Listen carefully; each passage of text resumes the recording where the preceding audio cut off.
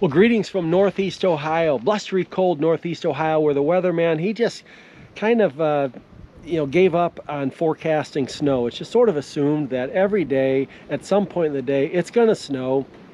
And, you just have to deal with it until springtime comes.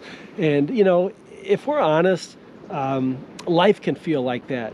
Just kind of a steady, ongoing struggle, no end in sight.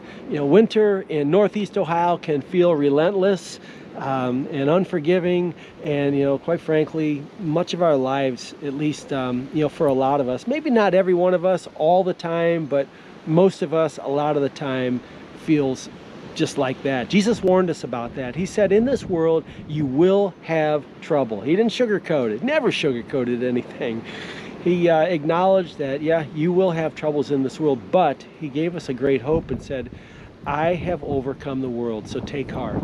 Take heart, I've overcome the world. These are the words of Jesus. So we hold on, we latch on to this truth, and we let it encourage us, at work, at the track, at home, in our relationship, with others, in the lives of our family members, that no matter what is going on in this world of ours, God is in control. He's always in control, and Jesus has overcome the world. What a great truth.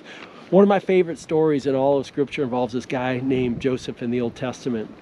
Joseph knew troubles. He knew hardship, big time. He was a guy that was abandoned by his brothers. He was left for dead, thrown into a pit out in the middle of the wilderness, thrown into a pit, left for dead. No hope for him whatsoever. Eventually is found, though. He's sold into slavery, carried off and into Egypt, and just, was having a heck of a time, so to speak. But can you imagine being, abandoned by your family and forgotten, left for dead? Well, that was this guy Joseph. But Joseph didn't just endure the troubles that came his way. He overcame it all. Not because he was so great or so smart, or so strong as a person, but because God was all these things working on his behalf. God was faithful. God had a plan.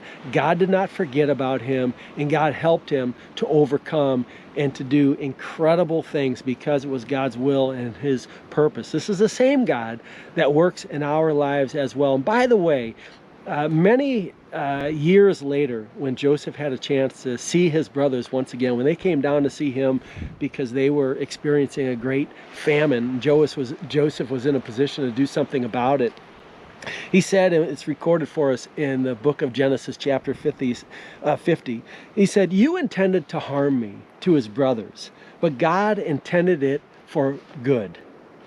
And so that is the kind of God, a God that is in control, who looks after our lives as well. A beautiful, wonderful, loving, kind, enduring, faithful God who's in control.